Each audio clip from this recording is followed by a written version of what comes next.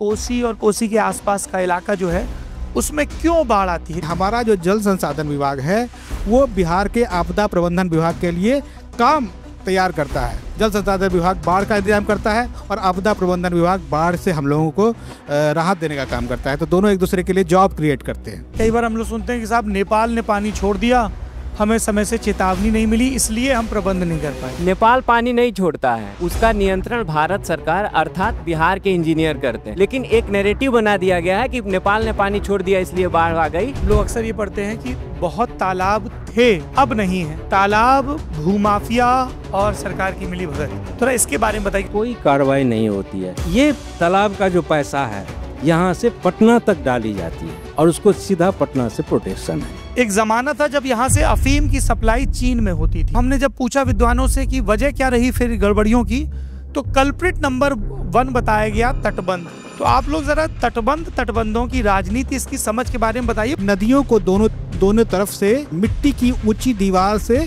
घेर देना ही तटबंध बनाना होता है, ताकि नदियाँ अपने उसी दीवार के बीच में चले और पानी उसका बाहर ना निकले, ताकि बाढ़ ना आए। 1954 में 25 लाख हेक्टेयर को बाढ़ मुक्त करने के लिए हमने तटबंध बनाना शुरू किया और बाढ़ प्रभावित जो था 25 लाख हेक्टेयर वो बढ़ के 68 लाख हेक्टेयर हो गया। बाढ़ की राहत की बंदरबांट, अव्यवस्था, भ्रष्टाचार और नेताओं की निद्रा से जुड़ा हुआ है। क्या होता है बाढ़ प्रबंधन के नाम पे, आपदा प्रबंधन के नाम पे? पहले 5-7 दिन लोग एक पेट खाकर, आधे पेट खाकर पानी के बीच में, बारिश के बीच में, कीचड़ में रहते हैं। उसमें आम लोग होते हैं, बच्चे होते हैं, गर्भवती महिलाएं होती हैं, जानवर होते हैं। सब लोग वो पहले 5-6 दिन जो परेशानी झेलते हैं उसका कोई इलाज नहीं है। लेकिन सरकार क्या करती है कि जहाँ जहाँ लोग बस गए हैं वहाँ खिचड़ी खिलवाती है और बाढ़ उतर जाने के बाद सबके खाते में 7-7 हज़ार रुपये हर परिवार के खाते में भेज दिए जाते हैं। Brought to you by Raj Niwas Premium Elaichi and Saluja Gold.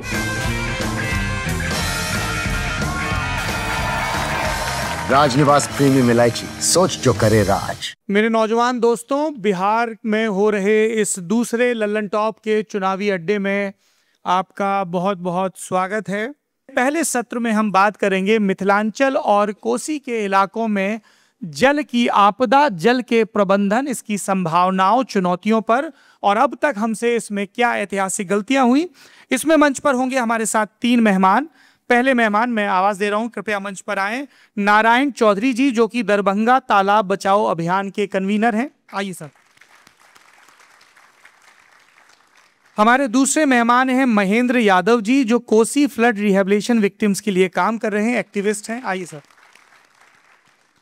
और हमारे तीसरे मेहमान हैं इंडिया टुडे हिंदी के करेस्पॉन्डेंट, जो लगातार पिछले कई दशकों से बाढ़ के इलाके और बाढ़ के इलाकों के बाद जिन कुछ लोगों की जिंदगी में बहार आती है और जिन ज्यादातर लोगों की जिंदगी में बर्बादी आती है, उनकी रिपोर्टिंग करने वाले हमारे साथी पुष्यमित्र जी। और इस सत्र का संचालन मैं करूंगा और इसके बाद अगले सत्र में हम करेंगे विकास पर बात। भारत का सबसे भरोसेमंद सलूजा गोल्ड TMT बार, मजबूती सब कुछ है। आप तीनों लोगों का बहुत बहुत स्वागत है। हम लोग इस सेशन के आखिरी में आपके सवाल भी लेंगे, तो अगर आपके मन में ध्यान से सुनने के बाद कोई सवाल बचे हों, कोई सवाल हो, तो आप जरूर पूछेगा। हम कोशिश करेंगे कि हर सेशन के बाद कम से कम 5 सवाल लिए जाएं, ठीक है? ये सीटें खाली हो गई तो आप लोग खिसक जाइए, वहां बैठ जाइए। फिजिक्स के नियम का पालन करना है, निर्वात है तो उस जगह को भर दीजिए। अच्छा सर, हमने इतिहास की किताबों में ये पढ़ा है कि एक जमाना था जब यहाँ से अफीम की सप्लाई चीन में होती थी। एक जमाना था जब यहाँ पर उपजाऊ मिट्टी की भरमार होती थी, तो जितनी भी खेती होती थी वो बहुत अच्छी होती थी। तो हमने जब पूछा विद्वानों से कि वजह क्या रही फिर गड़बड़ियों की, तो कल्प्रिट नंबर 1 बताया गया तटबंध। तो आप लोग जरा तटबंधों की राजनीति, इसकी समझ के बारे में बताइए। पर उससे पहले जो दर्शक बिहार से बाहर के हैं, उनको ये कोसी और कोसी के आसपास का इलाका जो है उसमें क्यों बाढ़ आती है, एक बुनियादी सवाल हो सकता है। अगर मेरा कोई तमिलनाडु या महाराष्ट्र में बैठा दर्शक है, अमेरिका यूरोप में बैठा दर्शक है, तो एक वो पृष्ठभूमि बता दें यहाँ पर पानी के विस्तार की, और उसके बाद तटबंध। नारायण जी, आपसे शुरू करेंगे। अभी हम एक उदाहरण आपको कमला बेसिन का दे रहे हैं। कमला एक नदी है झंझारपुर से दरभंगा हवाई अड्डा के बीच में उसकी 11 शाखाएं हैं, तो 11 धार हुआ। अब प्रत्येक धार से नासी, फोड़ी, बाहा, सोती निकलती है, छोटी छोटी ब्रांचेज, और ये पूरे इलाके के चौर, डोरा, वेटलैंड, तालाब, झील को कनेक्ट करती है। तो ये जो पानी डिस्ट्रीब्यूट होता था, क्या किया गया, हम बाढ़ नियंत्रण के नाम पर 10 का मुंह बंद कर दिए, 10 धार का मुंह बंद कर दिए और सारे पानी को समेट करके तटबंध के भीतर ले आए। तो ये जो पानी फैलता था वो फैलना बंद हो गया। दूसरी तरफ जमीन वाटर का जो है हमने एक्सप्लॉयटेशन बढ़ाया, इम्बैलेंस हो गया, और सारा पानी जो 50 किलोमीटर के रेंज में फैलता था, दरभंगा मधुबनी के 80% पंचायत कनेक्टेड है, उसमें जो फैलता था पानी वो तटबंध के ऊपर दबाव हुआ। इसीलिए आप कमला तटबंध को भी टूटने की बार बार ये घटनाएं होती है। तो ये डिस्ट्रीब्यूशन जो हो रहा था ये सारे रिवर बेसिन में हुआ है, इसी तरह से हस्तक्षेप हुआ है। एक कारण ये है, और दूसरा, और 2 मिनट हम सर, हम आप लोगों को सुनने ही आए हैं, ये टीवी नहीं है, जल्दी नहीं है, हमें सुनना है। और एक हम बताएं, जब बाढ़ नियंत्रण शुरू हुआ था उस समय कुल तटबंध की लंबाई 160 किलोमीटर थी 1954 में, और बाढ़ प्रभावित क्षेत्र था 25 लाख हेक्टेयर जमीन। 25 लाख हेक्टेयर को बाढ़ मुक्त करने के लिए हमने तटबंध बनाना शुरू किया। तो 160 किलोमीटर से हमने 3400 किलोमीटर प्लस तटबंध बना लिए, 160 से 3400 किलोमीटर। और बाढ़ प्रभावित जो था 25 लाख हेक्टेयर वो बढ़ के 68 लाख हेक्टेयर हो गया। तो आप जो समस्त इलाका में वाटर लॉगिंग देखते हैं बरसात के समय में, वो बाढ़ नहीं है, बाढ़ 2.5 से 3 दिन होता है। आप 3-4 महीना तक जो देखते हैं वो जल जमाव है, उसको बाढ़ मत कहिए। और ये सबसे बड़ा इकोलॉजिकल डिजास्टर किया है इस इलाके में। 25 से 30 वैरायटी के प्लांट, ये नेटिव प्लांट यहाँ अब सर्वाइव नहीं करता है उस इलाके में। वहाँ पर धान की खेती बिल्कुल समाप्त हो गया है। धान मिथिला में बहुत महत्वपूर्ण अनाज है। आप जितने ट्रेडिशनल सर्विस प्रोवाइडर है, बढ़ई, लोहार, धोबी, नाई, बैम्बू आर्टिजन, ये सारे जो ट्रेडिशनल सर्विस, घटवाड़, रखवाड़, ये सारे जो ट्रेडिशनल सर्विस प्रोवाइडर हैं, उनको हम क्या देते थे साल में? धान की उपज देते थे हम। हमारा धान, बेटी हमारी क्या लेकर जाती है खोच में? धान। वो बीज है, वो हजारों साल से धान हमारा मुख्य फसल था। जहाँ जहाँ ये 68 लाख हेक्टेयर में जो धान का खेती खत्म हुआ है, वो इकोलॉजिकल डिजास्टर वहाँ हुआ है जिस पर कोई स्टडी नहीं हुई है। तो अब इसका समाधान कैसे हो? समाधान ये है कि बारिश 1200-1300 मिलीमीटर से घट करके आपको 800-900 पर आ गया है। तो अब हमें ये करना है, जो पुराने कंट्रोल तटबंध को रखें या तोड़ें, इस पर बहस नहीं करें हम, वो विषयांतर हो जाएगा। हमें पानी जो डिस्ट्रीब्यूट होता था, जिसको मुंह बंद कर दिए हैं 3 महीना, कोई धार अगर 100 किलोमीटर है, 25 फीट गहरा है, 40 फीट चौड़ा है, उसकी कैपेसिटी क्या है? तो हम 3-4 महीना उस पानी को डिस्ट्रीब्यूट कर दें तो हमारा वाटर क्राइसिस समाप्त हो जाएगा। यही है। और अंत में मैं आऊँगा आपके पास, फिर आऊँगा। अच्छा, ठीक है, ठीक जी। महेंद्र जी, आप इसमें कुछ जोड़ना चाहेंगे? तो देखिए, बाढ़ एक प्राकृतिक चीज है जो होना ही है। बारिश होना है, जैसे धूप होती है, बारिश होती है, शाम होती है, तो एक प्राकृतिक घटना है। उस घटना में जो अपने क्षेत्र की बनावट है, मिथिलांचल, कोसी, सीमांचल, जो आज के चर्चा का विषय है, तीनों इलाकों का जो भौगोलिक बनावट है वो पहाड़ी, नेपाल के पहाड़ी और उसके तराई से सटा हुआ इलाका होने के नाते जो भी पानी ऊपर से आता है वो तेजी से आता है। इसलिए जो नारायण चौधरी जी कह रहे थे कि जब पानी ऊपर से आएगा तो उसको, पानी को निकलने का रास्ता चाहिए। तो जो निकलने के नदियाँ, जो छोटी नदियाँ, धार और जो कई चीज़ें बता रहे थे, वो एक रास्ता था जिसके माध्यम से वो पानी निकल के जाता था। वो पारंपरिक रास्ते, उसको हमारे पूर्वजों ने जो अपने ज्ञान से, जो अनुभव थे, उससे उन्होंने नदियों के साथ साथ उसको जो बेहतर समझा था उसको बनाया था। उसको आधुनिक तकनीकी के विकास के बाद से तटबंधों में, नदियों तटबंध मैंने 2 बांधों में बांध के, और तकनीकी ने कहा, विज्ञान ने कहा कि हम इस पर नियंत्रण पा लेंगे। उसी की कहानी आप बता रहे थे कि जो हमने तकनीकी के तहत 2 बांधों में बांध दिया, और बांधों के बांधने के बाद से बांध के भीतर, बांध के बाहर जल जमाव, बांध के भीतर हर साल बाढ़, बांध टूटने के बाद बाढ़, और जो छोटी नदियां हैं उधर बाढ़। तो ये चीजें और बढ़ी हैं, जिसकी विकरालता का जिक्र कर रहे थे कि पहले कैसे चीजें हुई। जी जी पुष्पमित्र जी, तटबंधों के पीछे किस तरह का वित्तीय प्रबंधन रहता है, संभावनाएं रहती हैं, ये बताइए। क्यों सरकार का इतना जोर रहता है कि बांध दिया जाए नदियों को? इसके पीछे की क्या सरकारी सोच है? थोड़ा सा इन दोनों ने जो बात कही है, और आपने एक बात कही थी कि कोई दक्षिण भारत का व्यक्ति अगर सुन रहा हो तो उसको भी समझ में आए, इसलिए थोड़ा सा वो इंट्रोडक्शन करता हूँ और फिर उसके बाद कंटिन्यू करता हूँ। जो इलाका, जिस इलाके की बात हम लोग कहते हैं, कर रहे हैं अभी, उसको कहते हैं तराई। तराई यानी इस इलाके में तरावट होती है, कि तर इलाका रहता है, हिमालय से सटा हुआ है, और हिमालय से सैकड़ों धाराएं उतरती हैं और इस इलाके में आती हैं। जैसे इन्होंने कहा कि तेज़ गति से आती हैं, उसकी वजह यह है कि हिमालय दुनिया का सबसे ऊंचा पहाड़ है, और उससे जब नदियां आती हैं तो तेज़ गति से आती हैं, और हिमालय कच्चा पहाड़ है तो वहाँ की मिट्टी को खखोड़ कर अपने साथ लाती है। तो ये तराई का जो इलाका था वो हिमालय के पानी और उपजाऊ मिट्टी से ही बना है। हजारों साल पहले ये जो इलाका था, यहाँ कहते हैं कि 33 सागर था, समुद्र था हिमालय और विंध्याचल के बीच में।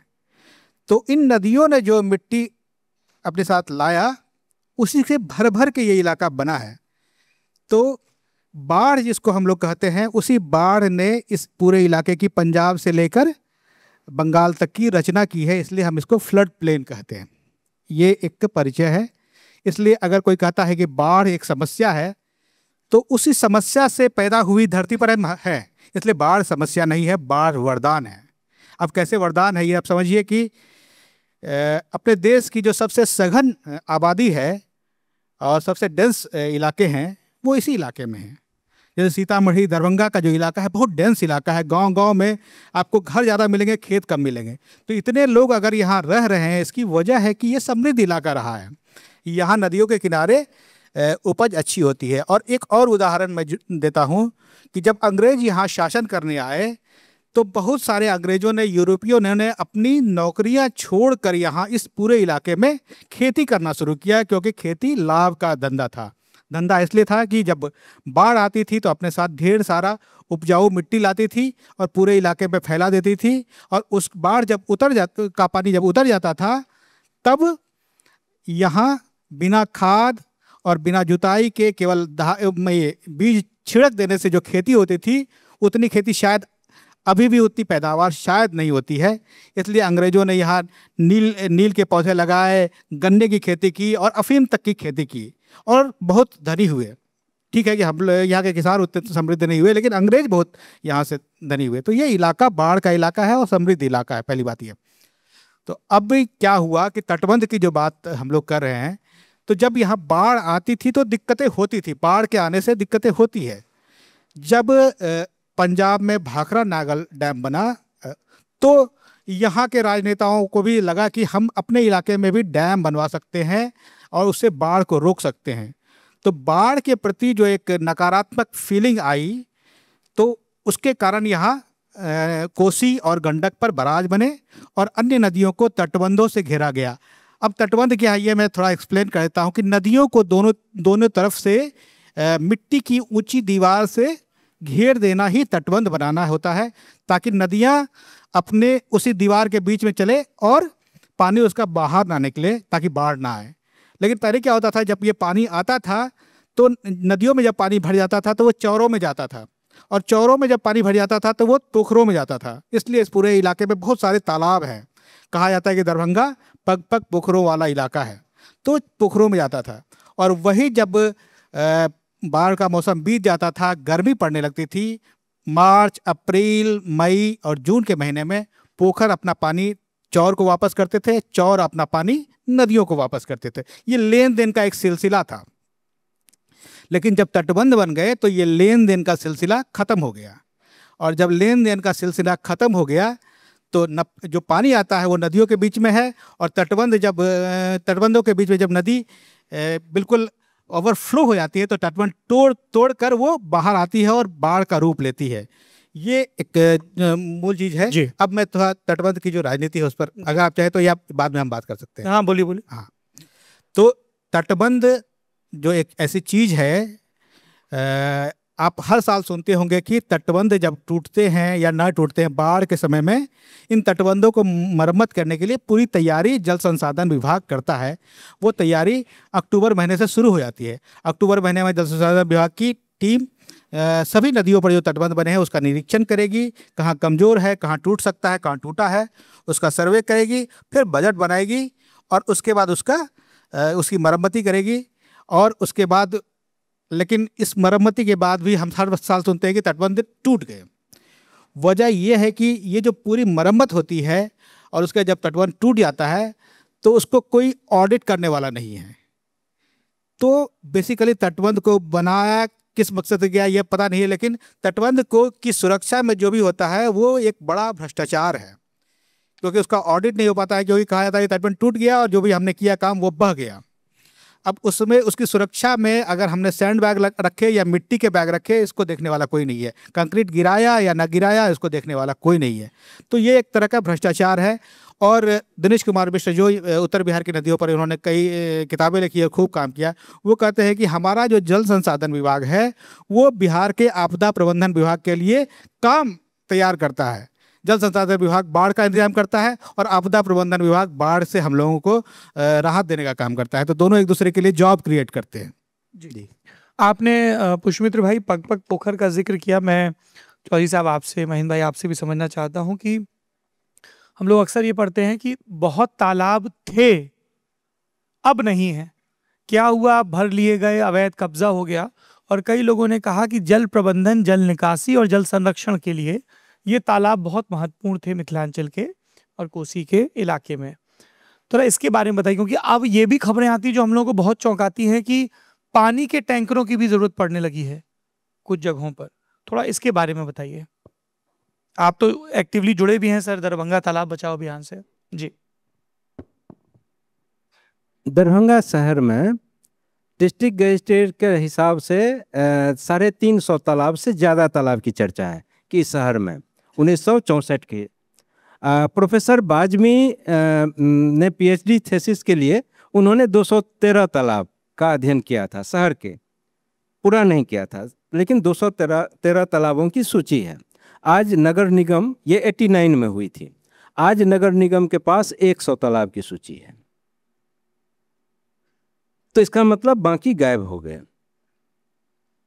यहाँ एक राम पुनीत चौधरी बनाम स्टेट ऑफ गवर्नमेंट 2016 से 2023 तक के 7 साल पूरे सीओ को बुला करके एफिडेविट करवाया गया 7 साल में। आपको आश्चर्य लगेगा कि दरभंगा सदर के सीओ ने 7 साल में 7 तालाब को उत्क्रमण मुक्त नहीं किया, लेकिन उसने गलत एफिडेविट दी 16 नवंबर 2022 को कि हमने सारे तालाबों को अतिक्रमण मुक्त कर दिया है। 9113 तालाब हैं दरभंगा जिला में, 10,000 के से ज़्यादा तालाब मधुबनी जिला में हैं। ये सारे तालाब नदी से कनेक्टेड थे और उसमें पानी जाता था, नदी से सिंचाई के लिए था। इसीलिए बंगाल में भी जब वो भीषण हुई थी तो उसका उतना मैग्नीट्यूड यहाँ नहीं हुआ था इस तालाब के वजह से। और सबसे मज़ेदार बात जो यहाँ के तालाब के लिए है कि यहाँ तालाब बनाना इस प्रकृति के जो मनोरम दृश्य है, क्या है, पहाड़, फॉरेस्ट, जलाशय। आप मजलिसा खां पोखर जाकर देख लीजिए, आज भी बचा हुआ है। आपको लगेगा कि कोई 30-40 फीट ऊंचा पहाड़ है वहाँ मिट्टी का। वो जो कॉम्पैक्ट होता था वो हाथी चलाकर होता था, जिसकी चर्चा बृहत संहिता में भी है। तो अंगने है। तालाब में क्या है? अंगने है। 40 से 50 फीट तालाब में आंगन का निर्माण करना। और सबसे जो तरागोत्सर्ग पद्धति है, आप धार्मिक हो नहीं हो, अच्छी बात जो है उसको मानना चाहिए। उसमें जब नया तालाब बनाया जाता है और समस्त जीव के लिए उसको हम उत्सर्ग करते हैं। उत्सर्ग का मतलब हुआ दान नहीं करते हैं, उत्सर्ग करते हैं कि समस्त जीव के लिए। चूँकि वो नया तालाब है, उसमें हो सकता है कि मछली नहीं आई हो, केकड़ा नहीं आया हो, ऊद नहीं आया हो, ऊद एक बिलार टाइप के, वो नहीं आया हो, सांप नहीं आया हो, तो हम मेटल का बना करके उसमें देते हैं कि आप इस जल में वास करें और इस जल को निर्मल रखें। जहाँ कहीं भी कछुआ देते हैं, जहाँ कहीं भी आज भी किसी तालाब में कछुआ, मेढक, सांप, ये 25 से 30 वैरायटी की मछलियाँ ये है, आपको उसका पानी आज भी साफ मिलेगा। हमने क्या किया, साइंटिफिक फार्मिंग के नाम पर आंध्र प्रदेश क्या है, टैंक है, वो तालाब नहीं है। हम वो क्या है, 4 फीट 5 फीट का पानी कंट्रोल, साल भर उसका फिजिकल कंडीशन कंट्रोल होता है। हमने उस साइंटिफिक मेथड को यहाँ कल्चरल टैंक में लागू कर दिया, जिसका परिणाम हुआ कि हमारा बायोडाइवर्सिटी खत्म हो गया और वो जो पानी यूजेबल था, एक गांव, मेरे गांव में 8 तालाब है, आज के तारीख में हम स्नान नहीं कर सकते हैं, और शायद ये सभी गांवों का हाल हो गया है। तो ये तालाब को लेकर के संकट है। और यहाँ तालाब इतना विकसित था, तालाब बनाना, तालाब का जो लक्ष्य था, समस्त जीव जो उत्सर्ग करता है वो भी एक जीव है, इसलिए उसको भी उतना ही हक होता था। लेकिन धड़ल्ले से आज के तारीख में 8-10 तालाब भरे जा रहे हैं दरभंगा शहर में, कोई देखने वाला नहीं है। हमारे साथ एक तासीम है, हम लोग 8 जनवरी को गए, डीएम साहब से मिले कि हम लोगों को मारने की तैयारी चल रही है, साहब बचाइए आप। उन्होंने कहा कि नहीं, जिला प्रशासन आपके साथ है। 9 को ये खबर अखबार में छपती है और 10 को तासीम हो सकता है आए होंगे, उनके घर में जाके मारने के लिए गया 8-10 लोग, और वो आदमी 35 तालाब भरा है। हम लोगों ने सूची दी है, अभी ये मन पोखर भर रहा है, 20 एकड़ भर दिया है, करीब 100 एकड़ का वो मन पोखर है। कोई कार्रवाई नहीं होती है, क्योंकि ये तालाब का जो पैसा है यहाँ से पटना तक डाली जाती है और उसको सीधा पटना से प्रोटेक्शन है। महेंद्र भाई कुछ जोड़ना चाहेंगे इसमें? हाँ जी, जो तालाबों को, तालाब, भूमाफिया और सरकार की मिली भगत।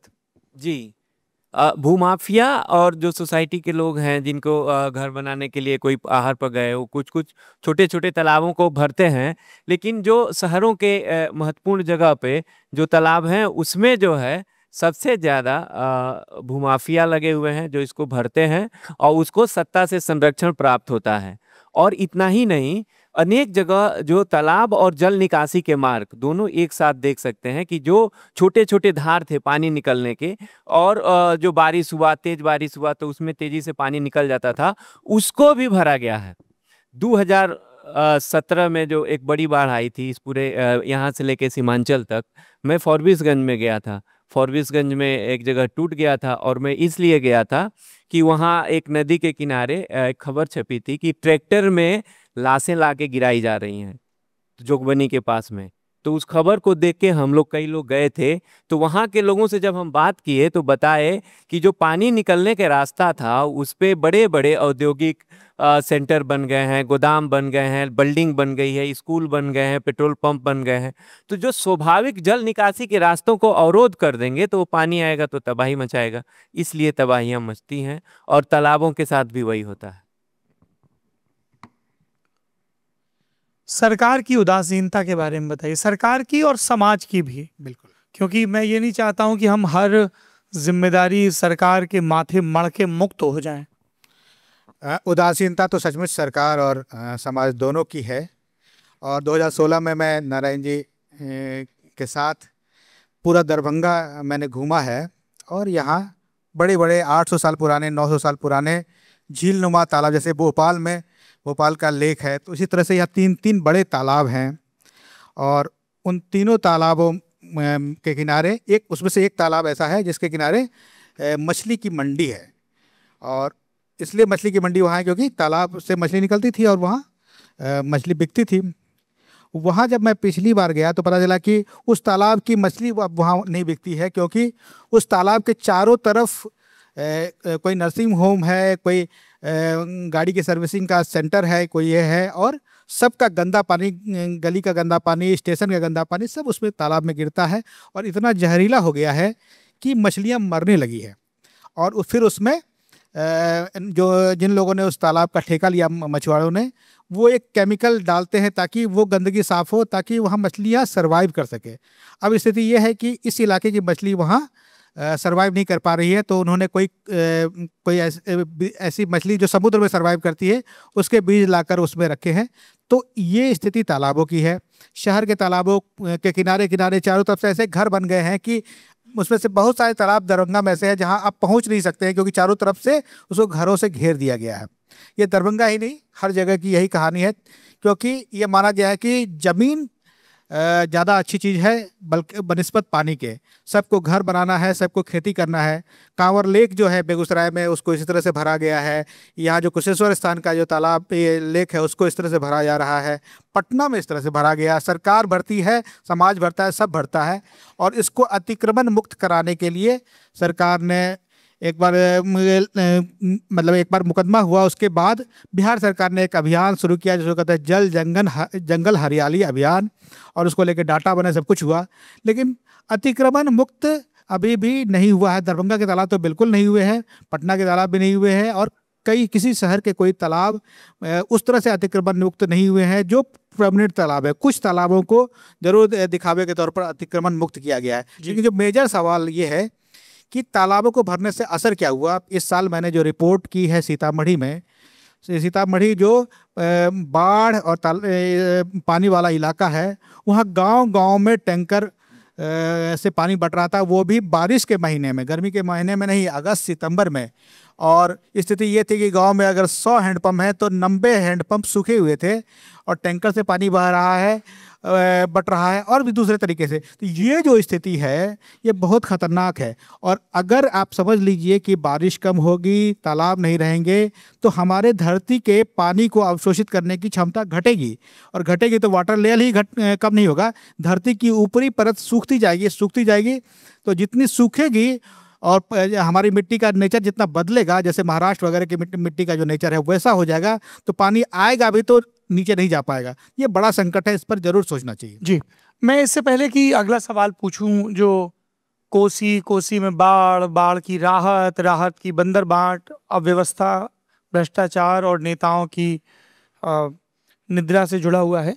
आप में से कितने लोग हैं जो मिथिलांचल या कोसी के इलाके के रहने वाले? हाथ ऊपर करिए। लगभग आधे लोग हैं। आप में से कितने लोग हैं जिन्होंने खुद या उनके नाते रिश्तेदारों ने बाढ़ की विभीषिका देखी है? ठीक है, तो ये एक मैं थोड़ा समझना चाह रहा था कि इन लोगों की जिंदगी से सीधे कितना जुड़ा हुआ मामला है। क्या होता है बाढ़ प्रबंधन के नाम पे, आपदा प्रबंधन के नाम पे? महेंद्र भाई, आप लंबे समय से काम कर रहे हैं, कोसी के फ्लड के जो रिहेबिलिटेशन के विक्टिम्स हैं, किस तरह के तजुर्बे उन लोगों को होते हैं? क्या सरकारी लापरवाही दिखती है, बताइए जरा। देखिए, कोसी को थोड़ा सा समझना, मैं थोड़ा सा समझ लूँगा। कोसी 7 नदियों में नेपाल में बहती है। नेपाल में आके 3 नदी में फिर एक कोसी नदी या कोसी नदी बनती है। इंद्रावती, सून कोसी या भोट कोसी, ताम्र कोसी, लिच्छू कोसी, अरुण कोसी, दूध कोसी, तामर कोसी, ये 7 धाराएं जो हैं अलग अलग जगह से निकलती हैं। कोई कंचनजंगा के पास से तामर कोसी निकलती है, तो एवरेस्ट के पास से अरुण कोसी, दूध कोसी का धार निकलता है। तो इस तरह से तिब्बत के पठार से, तिब्बत से होते हुए पूरे नेपाल को क्रॉस करते हुए कोसी का धार आता है और चतरा में मैदानी इलाके में प्रवेश करता है।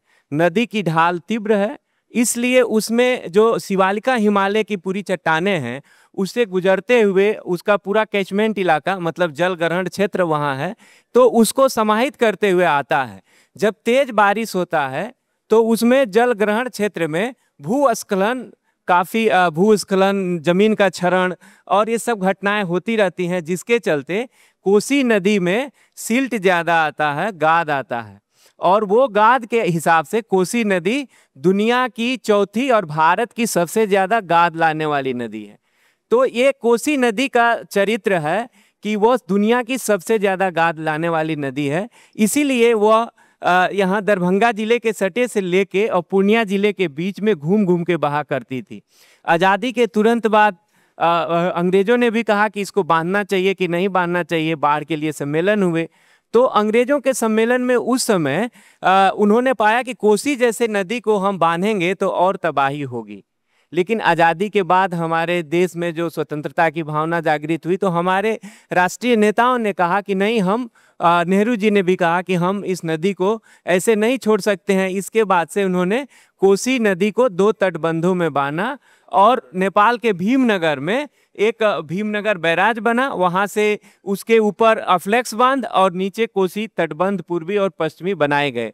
तटबंध के भीतर, कोसी तटबंध के भीतर 300 से अधिक गांव थे जो सुपौल, सहरसा, मधेपुरा के कुछ भाग, सुपौल, सहरसा, मधुबनी जिले का, मधेपुर का कुछ भाग, दरभंगा जिले का भाग ये पड़ता है। तो इन 4 जिलों के गांव तटबंध के भीतर पड़े और उस समय कहा गया कि इनका हम जमीन के बदले जमीन देंगे। उसके शिलान्यास करने के लिए देश के प्रथम राष्ट्रपति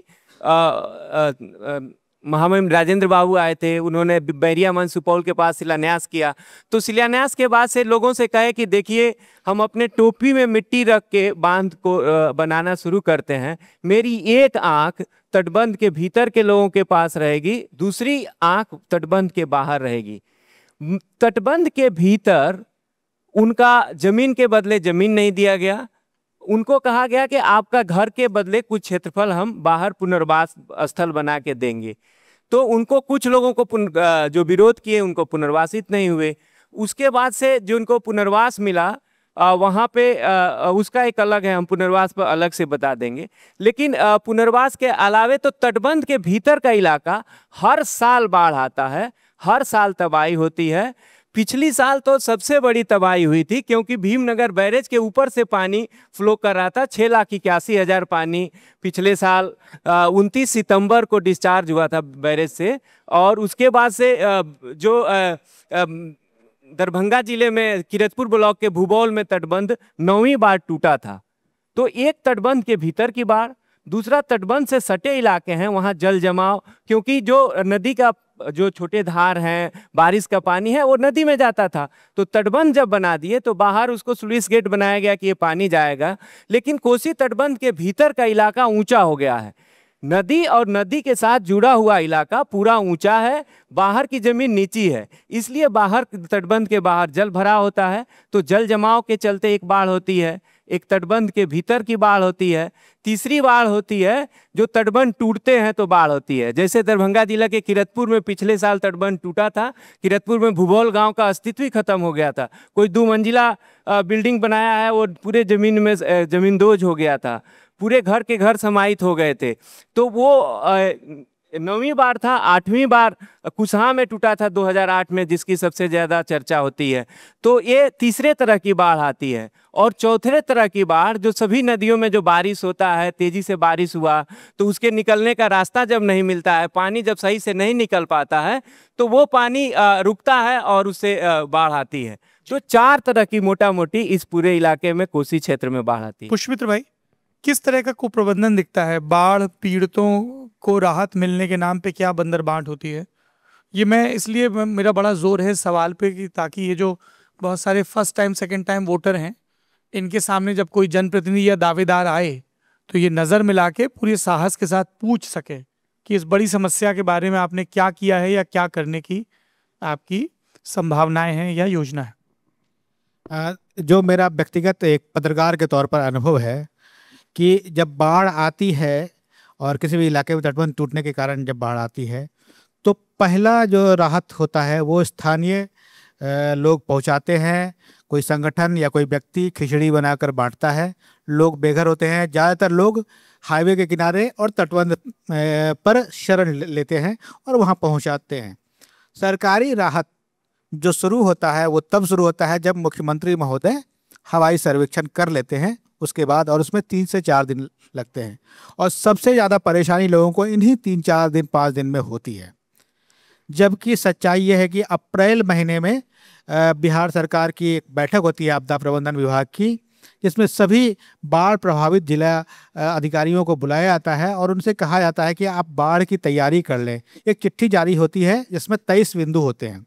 उसमें ये होता है कि आप गोताखोरों की तैनाती कर लें, आप जगह जहाँ तटबंध टूट सकते हैं उसकी पहचान कर लें, वहाँ कैसे बचाया जा सकता है वो कर लें, टेंट खरीद लें और खाने का इंतजाम कर लें, कहाँ लोगों को रखा जाएगा उसका इंतजाम कर लें और कैसे लाया जाएगा उसका इंतजाम कर लें। मतलब अगर बाढ़ आ जाए तो 2 से 3 घंटे में कैसे लोगों को बचाकर राहत केंद्रों में ले आया जाए और वहाँ उसी शाम से उनको खाना पीना और सब कुछ मिलना शुरू हो जाए।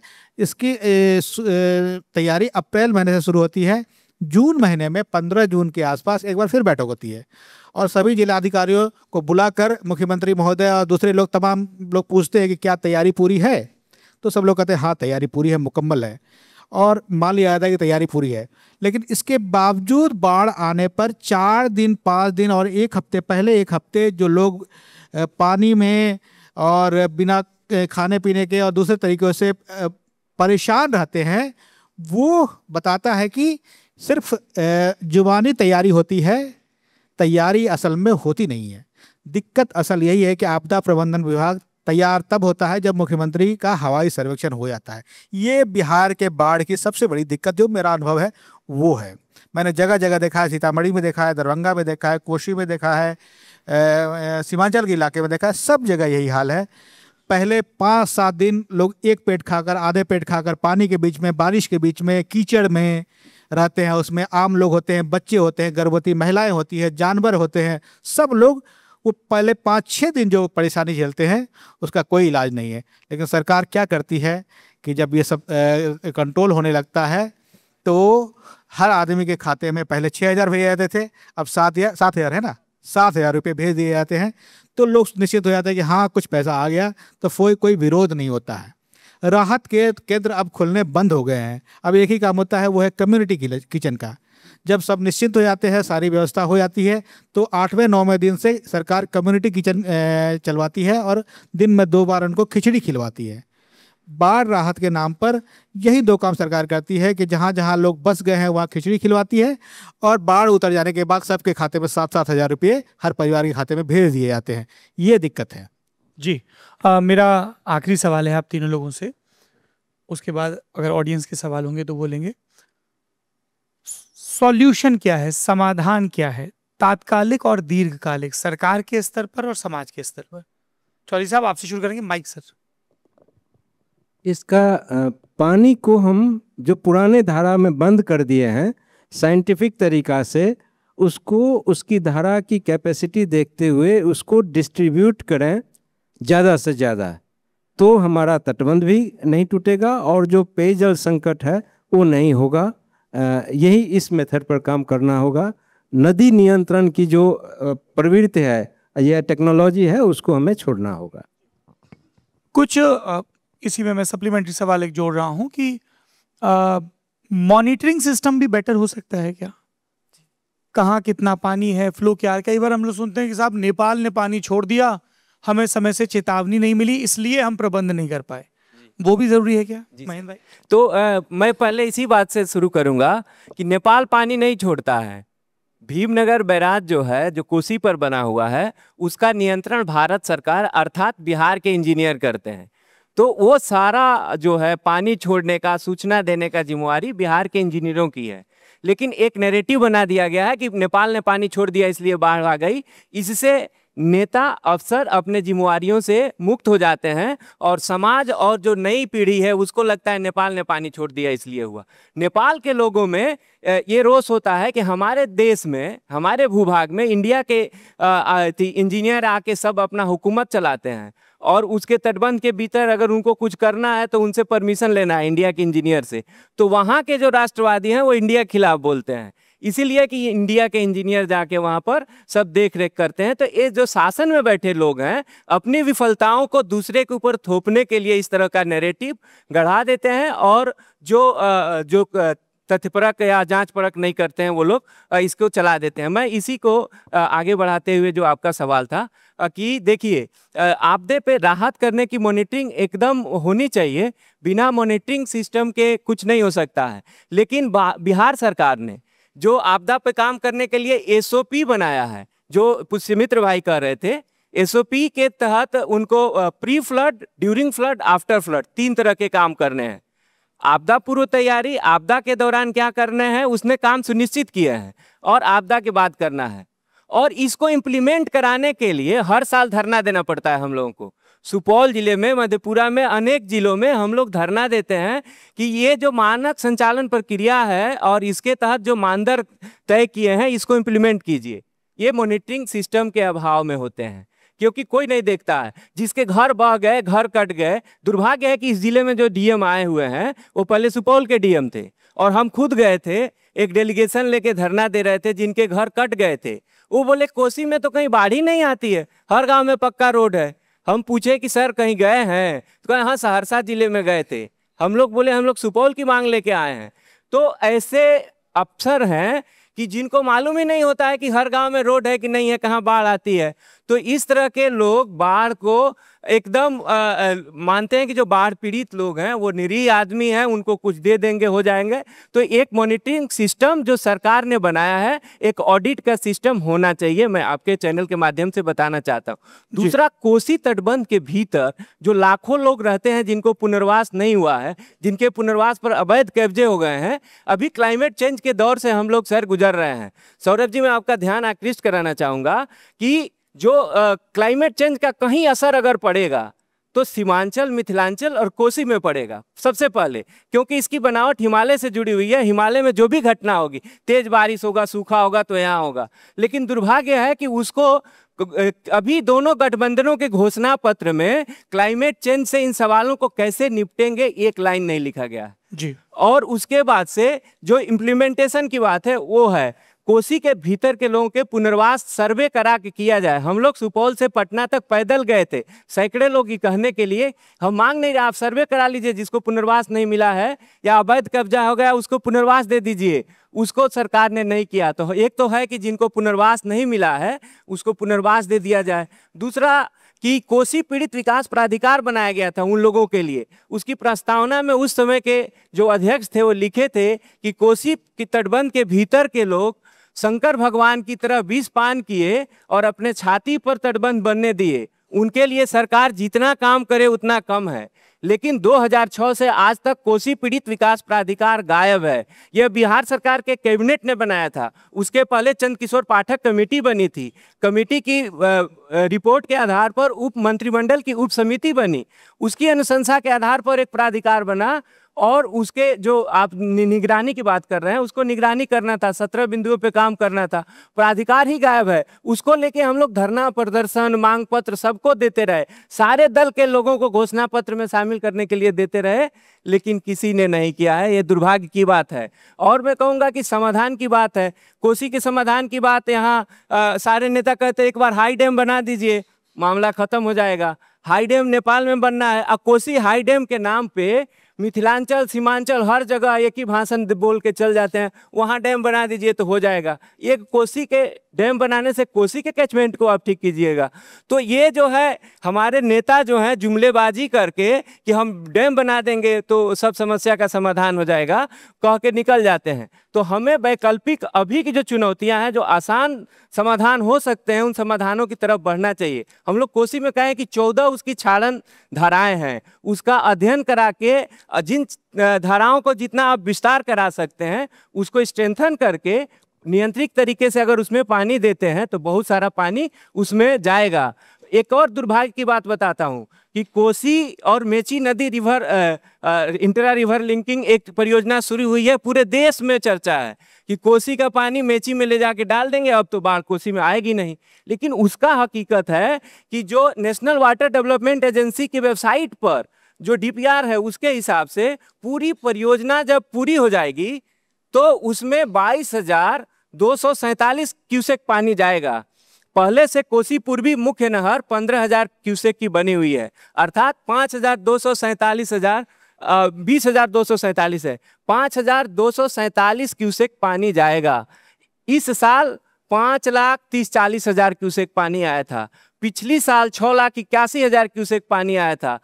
बैरेज का डिजाइन और तटबंध का डिजाइन बनाया गया था, तो उस समय बनाया गया था, तो उस समय का था कि ये 9.5 लाख क्यूसेक पानी का डिस्चार्ज होगा। आप बताइए, एक इतनी बड़ी नदी जोड़ परियोजना से 5,247 क्यूसेक पानी जब डाइवर्ट कीजिएगा, जहां 9.5 लाख का डिजाइन है, 6,81,000 पानी आता है, तो 1% भी पानी डाइवर्ट नहीं होगा। लेकिन लोग कह देता है कि आप नदी जोड़ हम कर देंगे और इसके माध्यम से हम समाधान कर देंगे। तो जो विकास के नाम पर अलग अलग समाधान के जो गलत तरीके अपनाए जा रहे हैं, उसकी समीक्षा करने की जरूरत है और एक वैकल्पिक समाधान की बात होनी चाहिए। Thank you sir. Pushpamitra ji, your concluding remark. क्या किया है सरकारों ने अब तक? कोई ऐसी चीज है जो प्रभावी रही या सिर्फ बंटाधार हुआ है जल प्रबंधन के नाम पे? अभी तक तो ऐसा कुछ खास नज़र नहीं आ रहा है, लेकिन मेरे छोटे छोटे टिप्स हैं। एक तो ये वार्निंग सिस्टम जो है वो बेहतर होना चाहिए, क्योंकि जब नेपाल में और हिमालय में जो इन नदियों के कैचमेंट इलाके हैं वहाँ बारिश होती है, तेज़ बारिश होती है, तब यहाँ बाढ़ आती है। तो नेपाल से सहयोग करके हमको ये पता करना चाहिए कि कब वहाँ बारिश हुई, कितनी बारिश हुई, इसके आंकड़ों की शेयरिंग हो। तो अगर नेपाल में तेज़ बारिश होगी तो 5 दिन के बाद इस इलाके में बाढ़ आएगी, तो 5 दिन का समय हमारे पास तैयारियों के लिए होगा। तो वार्निंग सिस्टम एक सबसे ज़रूरी चीज़ है। दूसरी ज़रूरी चीज़ है जो तटबंधों की सुरक्षा के लिए काम होता है, तो उसकी ठीक से निगरानी हो। सुरक्षा के काम के साथ साथ कई जगह क्या होता है कि तटबंधों के बीच में झाड़ियाँ उग जाती हैं और ये होता है। उसके साथ साथ अगर हो सके तो डिसिल्टेशन का भी काम होना चाहिए। सिल्ट यानी गाद बहुत तटबंध के कारण नदियों के बीच में भरा रहता है, उसको लेके अगर कुछ काम हो सके पूरे साल, उसका गाद कम किया जा सके, कुछ किसी भी तरीके से हो सके, तो ये सबसे ज़रूरी काम है, क्योंकि गाद की वजह से है। लेकिन दिक्कत ये है कि फरक्का पर बराज बना हुआ है, इसके कारण इस पूरे उत्तर बिहार की नदियों में गाद भरता है। तो बिहार सरकार जब केंद्र सरकार के साथ सहयोगी नहीं होती है, तो नीतीश कुमार मांग करते हैं कि फरक्का को डिकमीशन किया जाए, यानी वहाँ से बराज हटाया जाए, क्योंकि फरक्का का बराज हट जाने से ही बहुत सारी समस्याओं का समाधान हो सकता है इस इलाके में, तो वो किया जाए। नेपाल से बात करके, नेपाल में हिमालय पर जो जंगल हैं उसको बहुत तेज़ी से काटे जा रहे हैं, उसको कटने को लेके क्या नुकसान है उस पर बात किया जाए, क्योंकि जंगल कटते हैं तो मिट्टी ज़्यादा बह के आती है। ये इन सारी चीज़ों को किया जा सकता है। जहाँ तक आपदा प्रबंधन का काम है, जब बाढ़ आती है तो रिस्पांस टाइम 2 घंटे 3 घंटे होने चाहिए। और इसमें सबसे दिक्कत की बात क्या होती है, प्रैक्टिकल बात मैं कहता हूँ कि एक जो डीएम होता है जिसको जिम्मेदारी दी जाती है कि बाढ़ से बचाने की, उसके पास 25 से 30 विभाग होते हैं और इतने तरह के काम होते हैं कि वो इसमें समय नहीं निकाल पाता है। हमारे पास आपदा प्रबंधन विभाग है, SDRF की टुकड़ी है, स्टेट डिजास्टर रिलीफ की टुकड़ी है। तो आपदा प्रबंधन को पूरी तरह से जिम्मेदारी दी जाए कि वो राहत और पुनर्वास खुद करे, उसके लिए डीएम पर आश्रय ना हो, चाहे तो कुछ स्टाफ बढ़ा ले। तो वो जब काम करेंगे तो ज़्यादा इफेक्टिव होगा और ज़्यादा टाइमली हो पाएगा। तो रिस्पांस टाइम अगर 3 घंटे 4 घंटे होगा तो लोगों को दिक्कत नहीं होगी। ये सारी चीज़ें तत्काल की जा सकती हैं। पुष्पमित्र भाई, आप में से किसी का सवाल है कोई? जी, can we have the mic please? Rajat, हाँ, यहाँ से एक साथी पूछना चाहते हैं जी, इनको दे दीजिए माइक। इधर ये जो कोने में बैठे, इधर रजत, ये हाँ जो खड़े हुए हैं, इनको दीजिए। अपना नाम बताइए और सवाल पूछिए। सर, मेरा नाम विशाल कुमार राय हुआ। सर, मेरा सवाल ये है कि जैसे हमें पता है कि हर साल बाढ़ आनी ही है, सरकार को भी ये चीज़ के बारे में पता रहता है, तो सर सरकार हमेशा इनिशिएटिव पहले क्यों नहीं लेती कोई चीज़ को लेके? जैसे सर का कहना था कि सरकार 4 दिन 5 दिन के बाद जाती है उस एरिया में जहाँ बाढ़ आया, तो सर वो चीज़ तो पहले भी कर सकती है ना सरकार, कि अगर जैसे वार्निंग सिस्टम वाली सर ने बात बताई तो पहले बता दे कि हाँ 2 दिन के बाद बाढ़ आने वाली है, तो लोग उस हिसाब से प्रिपेयर हो जाए। कम से कम आधा पेट उनको खाना तो नहीं खाना पड़ेगा, या फिर जो अपना बैकअप लेके वो चल सकते हैं वो चलेंगे। जी, इस बात को लेके कभी आपकी सत्ताधीशों से, पुष्पमित्र भाई आप तो रिपोर्टिंग में हैं, इस बात हुई कि क्यों जब काम वही करना है तो समय से कर लें? आपदा प्रबंधन विभाग के अधिकारी अनऑफिशियल बातचीत में कहते हैं कि दरअसल वही बात जो मैंने अभी कही कि डीएम के पास बहुत सारे काम होते हैं, वो रुचि नहीं लेता है, तो उसका तरीका यही है कि आपदा और कलेक्टर आते भी 1-2 साल के लिए हैं, उनको लगता है कौन सा हमें जीवन भर यहाँ रहना है, जो इस तंत्र को सब। हाँ, और उस समय बहुत उनके पास बहुत सारे काम होते हैं, बहुत सारी फाइलें आती है, तो आपदा प्रबंधन विभाग सिंगल हैंडली इसको करे तो ज़्यादा बेहतर हो सकता है। जी, अगला सवाल। बट आपको इधर आना पड़ेगा एक इधर, हाँ क्या बोल रहे हैं सर, इधर फ्रेम यहाँ पे बनता है। इधर है। अच्छा हाँ। नमस्कार सर, मेरा नाम प्रियांशु है और अभी आप बाढ़ के बारे में बता रहे थे तो मैंने भी कुछ पढ़ा बाढ़ के बारे में। इससे पहले वियना में बाढ़ की समस्या थी तो वहाँ करीब 21 से 30 किलोमीटर लंबा फ्लड चैनल बना दिया गया था। और अभी रिसेंट चाइना ने स्पंज सिटी के तरीके से अपने एक टाउनशिप को डेवलप किया है, जहाँ वो लोग क्या करते हैं कि जो शहर की परमिएबिलिटी है मिट्टी की, यानी कि पानी सोखने की क्षमता, उसको बढ़ा देते हैं ताकि जो पानी है वो ड्रेनेज में चला जाता है और बाढ़ फिर वहाँ नहीं आती है। तो जैसा सर बता रहे थे कि 7,000 रुपया दिया जाता है। एक बार मेरे क्षेत्र में भी बाढ़ आया था, मेरे परिवार को भी 7,000 रुपया मिला था। तो ये जो पैसे हम बाढ़ के बाद खर्च करते हैं उसको हम लोग पहले खर्च करके जो फ्लड चैनल है या स्पंज सिटी है, मिट्टी की परमिएबिलिटी है, उसको बढ़ाने पे क्यों नहीं हम लोग लगाते हैं? उससे फिर हम लोग काम क्यों नहीं करते हैं? चौधरी साहब, महेंद्र भाई, मुमकिन है ये? देखिए, आप स्पंज सिटी और ये सब, अभी इस साल दरभंगा मधुबनी में किसान को पानी निकालने से उसका पंप सेट सीज होता था। घनश्यामपुर जो कोसी कमला के गोद में है, वहाँ पर पुलिस किसान को खदेड़ती थी जुलाई महीना में। हम वो सेकेंड फेज हो सकता है, थर्ड फेज हो सकता है। पहले जो हमारा नदी जो मृतप्राय हो गया है बाढ़ नियंत्रण, उसमें अगर हम पानी फैला दें तो हमारे बहुत राहत होगी, किसानों के लिए भी और हमें सिंचाई के लिए भी, पेयजल के लिए। तो इमीडिएट तो एक ये जरूरी है कि हम उसको फैला। इनका कहना है कि बड़ी नदियों को छोटी नदियों से जोड़ दिया जाए तो अपने आप पानी फैलेगा, उससे बहुत सारी समस्या का समाधान। जी, अगला सवाल। प्रणाम सर, मेरा नाम आयुष है। सर मैं पूछना चाहता हूँ कि सर बाढ़ के बाद जो मतलब बीमारियाँ आती है उस पर सर प्राइमरी हेल्थ सेंटर मतलब कुछ काम नहीं करता है सर, और उसके बाद सर नहीं हो पाता है कुछ, तो बीमारियाँ पे भी थोड़ी चर्चा होना चाहिए सर, लगता है। जी बिल्कुल सर, एकदम आपका सवाल वाजिब है। और कोसी तटबंध के भीतर सुपौल जिले में एक भी उप स्वास्थ्य केंद्र नहीं है।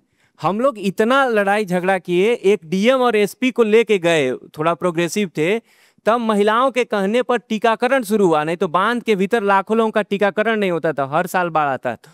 उसमें ये जो कह रहे हैं कि अभी रिलीफ कैंप जो चलने थे, तो रिलीफ कैंप में मेडिकल कैंप और सब साथ साथ चलाना था। तो सरकार ने क्या किया कि रिलीफ कैंप को जो है बदल के कम्युनिटी किचन बना दिए ताकि हम बीमारियों से मुक्त हो सकें। तो एक जवाबदेह प्रशासन रहेगा तो उसमें स्वास्थ्य की व्यवस्था होनी चाहिए, छिड़काव होना चाहिए, पशुओं की बीमारी का इलाज होना चाहिए, पानी में जो गुणवत्ता खराब होती है उसको ठीक करने का होना चाहिए। ये नहीं होता है। ये बात जब हम लोगों ने पिछले दिनों पटना में Indira Gandhi institute of medical science के डॉक्टर से बात की, उसमें जो इस इलाके के, उन्होंने भी ये बात रेखांकित की थी कि एक बड़ा विक्टिम और निगलेक्टेड विक्टिम होता है पब्लिक हेल्थ वाला सेक्टर, कि फौरी तौर पर राहत दे दी गई लेकिन टीकाकरण से लेके, जचगी से लेके, पोषण से लेके, प्राथमिक शिक्षा से लेके जो सबसे बड़ी कैजुअलिटी होती है वो ये भी रहती है। जी, 2 सवाल और लेंगे। नहीं, पीछे वो भाई बैठे हुए हैं, बड़ी देर से हाथ ऊपर कर रहे हैं। हाँ आ जाओ बेटा, आगे आ जाओ जरा ना, कैमरा यहाँ पे आ जाओगे तो जल्दी से कैप्चर कर पाएगा। आ जाओ। और लड़कियां कोई सवाल नहीं पूछ रही हैं? अच्छा, एक इधर पे, ये हाँ आप भी इधर, ये वाला सवाल यहीं पे ले पाएंगे जहाँ बैठी हैं? हाँ ठीक है, आप इधर आ जाइए और इनको यहाँ माइक दे दीजिए, फटाफट करिए। कहाँ पे? आप खड़े हो जाइए अपनी सीट पे। थैंक यू, शाबाश। जी पूछिए। सबसे पहले तो हेलो सर, मेरा नाम माइक थोड़ा सा पास रखिए, अपना नाम बताइए और सवाल पूछिए। जी हेलो सर, मैं शाइस्ता अंजुम हूँ। मेरा आवाज़ जा रही है ना? जी जी शाइस्ता, आपकी आवाज़ आ रही है। मेरा क्वेश्चन ये है कि बाढ़ आना, जैसे कि आप लोगों ने बोला, नेचुरल प्रोसेस है, ओके, बट बाढ़ के पानी जो कितना दिन तक जम जाता है वो सबसे बड़ा प्रॉब्लम होता है, जिसके कारण बहुत सारी बीमारियां दिस डेट, क्योंकि हमारे एरिया में भी बाढ़ आ चुका है, हम लोग ये चीज़ देख चुके हैं। बट उसमें आप सरकार का कुछ कंट्रीब्यूशन होना चाहिए, उस गड्ढे वड्ढे के पानी को कैसे हटाया जाए जो लंबे समय तक जम जाता है रोडों पे, सड़कों पे, घर के पास। इन सब चीज़ों में तो कोई चर्चा नहीं करता है और उससे बहुत सारी बीमारियां हो रही है, डिसीज़ हो रही है। उसके लिए क्या करना चाहिए? जी थैंक यू क्वेश्चन है। जी बिल्कुल, जो बाढ़ पहले आती थी तो पहले जो हम लोग बात कर रहे थे तो वो 2-3 दिनों के लिए आती थी बाढ़। अभी जो है बाढ़ लंबे समय के लिए आती है, जल जमाव ज़्यादा समय के लिए होता है। इसका समाधान यही हो सकता है कि हम जो इसको बाढ़ रोकने के जो तरीके अपनाए हैं, तटबंध बनाए हैं, जो पारंपरिक तरीकों को हमने बर्बाद किया है, उन तरीकों के प्रति सोचें, इनका मूल्यांकन करें और ये जो लंबे समय तक जल जमाव, जल भराव, बाढ़ की मारक क्षमता घटे, इसके लिए काम हो। और जो प्रभावित आबादी है उसको भी इंसान के बराबर इंसान मान के किया जाए। इंसान मान के लोग नहीं करता है, उनको मानता है कि हम रिलीफ दे दिए मतलब हम एहसान का काम कर रहे हैं। उनको एक भारत का नागरिक मान के उनको अब सोचा जाएगा तो कोई भी योजनाओं में दिक्कत नहीं होगी, क्योंकि उसके बारे में सोचा ही नहीं जाता। जी, एक आखिरी सवाल, उसके बाद अगले सत्र में लेंगे बाकी। मेरा नाम कृष्णा मिश्रा है। मैं ये पूछना चाहता हूँ सर कि मेरे घर पे जो 4 साल पहले बाढ़ आया था दरभंगा शहरी क्षेत्र में, तो मैंने 7 किलो मछली अपने आंगन से पकड़ा था, क्योंकि आसपास के जो एरिया है उसमें भूमाफिया, दरभंगा के नेता और प्रशासन मिलकर गौसा घाट, उसके बाद शोभन, इस सब एरिया में वो लोग जमीन भर रहे हैं, कोई नहीं कर पा रही है। आपने बोला समाज क्या कर रही है, खैर समाज का मैं आपको बता रहा हूँ, वहाँ पे हम लोग तो जा नहीं सकते। 4-4 गनमैन वहाँ खड़े रहते हैं, भरते रहते हैं उस एरिया को, कोई रोकने वाला नहीं है, आसपास के लोग भी नहीं रोक सकते। सर ने बोला था कि वो भी काम कर रहे थे, उनके जान को खतरा है, ये बात सच है। जो भी यहाँ पे भूमाफिया के खिलाफ बोलेगा उसकी जान को खतरा है दरभंगा में। तो सर हम लोग खुद से क्या कर सकते हैं, और प्रशासन तो सर साथ दे नहीं रही, तो क्या किया जाए बताइए चौधरी साहब। देखिए इसमें अभी तो ये दरभंगा का सबसे बड़ा मुद्दा नहीं बन पाता है, मतलब ये हम बिहार के, उत्तर भारत के हर राज्य में ये पूछते हैं, खासतौर पे नौजवानों से, कि अगर हमारे लिए जीएसटी के रेट मुद्दा है, हमारे लिए लॉ एंड ऑर्डर मुद्दा है, हमारे लिए वजीफे, हमारे लिए बीपीएससी की भर्तियां मुद्दा हैं, तो जो तिल तिल करके हमारे शहरों को, हमारे गाँव को मार रहे हैं, वो क्यों सबसे बड़ा मुद्दा? कोई भी यहाँ पे जनप्रतिनिधि आए, प्रधानमंत्री आए, मुख्यमंत्री आए, क्यों ये सवाल बार बार लगातार पूरा समाज उठ के नहीं पूछता है? एकता की कमी है, जागरूकता की कमी है, भय है, कानून का शासन नहीं है, क्या है? एक तो भय है। अभी तक सरकार कहीं भी किसी जिला में वो सपोर्ट नहीं करती। अगर कोई इस मुद्दा को उठाए तो उसको डिस्करेज करती है। बाबा सागर दास तालाब का केस 43 साल चला, अंततः उसको भर करके उस पर ये 2-3 साल पहले एक बड़े हॉस्पिटल खुल गया, 43 साल चलने के बाद। तो एक गामी पोखर है, एक जो नवयुवक विरोध, 5 नवयुवक उसका विरोध कर रहा था, अरुण राम की हत्या होती है और 4 लोगों को उस मर्डर केस में फंसा दिया जाता है। आपने एक उदाहरण नहीं क्रिएट किया है प्रशासन ने कि कहीं पर किसी कार्यकर्ता को या सामाजिक आवेदन पर क्विक रिस्पांस लिए हो, आपने कोई नहीं। तो एक तरह से निराशा है कि ये माफिया सक्सेस हो जाएगा और सरकार की उदासीनता एक बड़ा कारण है। और ये जो बता रहे हैं, ये शहर बहुत बड़ा विनाश की स्थिति में है। चारों तरफ जितने पुल पुलिया थे, सब जगह जमीन सस्ता मिला है और वो बिल्डर उसको जो है भर रहा है। इस शहर का पानी नहीं निकलेगा, जिस तरफ उन्होंने अभी सवाल किया था, वो बहुत महत्वपूर्ण बात है। और प्रशासन का सहयोग नहीं है, इसमें कोई इंटरेस्ट नहीं दिखाता है। तो मेरी आपसे 2 गुजारिश हैं, ये आखिरी सवाल था, अगले सत्र में सवाल लेंगे। एक तो ये कि आप में से जब कोई किसी भी सरकारी तंत्र का हिस्सा बने, तब ये सारे सबक भूले नहीं। चाहे आप हेल्थ केयर में जाएं, चाहे किसी भी किस्म के मैनेजमेंट में जाएं, सिर्फ सुनने से नहीं होगा। कोई मसीहा नहीं आएगा बदलाव के लिए, हमें और आपको करना है, पहली बात। दूसरी बात, किसी भी पॉलिटिकल पार्टी का वर्कर या नेता आए, तुमको तुम्हारी जात, तुम्हारा धर्म और तुम्हें मिलने वाले फौरी लाभ याद दिलाए, तो उससे ये सवाल ज़रूर पूछना कि मेरे गांव के, मेरे ज़िले के, मेरे क्षेत्र के जल प्रबंधन के लिए आपके पास कोई योजना है, कुछ पता भी है आपको या नहीं पता है? क्योंकि जब तक बार बार लगातार आप सवाल नहीं पूछेंगे, उन बहरे लोगों को कुछ नहीं सुनाई देगा, और जब तक उन्हें सुनाई नहीं देगा कोई बदलाव नहीं होगा।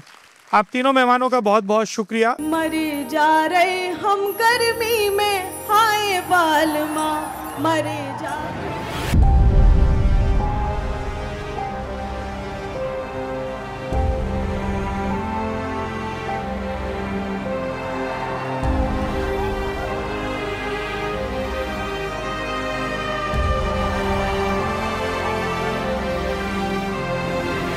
वहाँ पे सब कुछ देख के मेरे को लग रहा है दुनिया जी ली भाई। And each and every citizen of India is soldier of India.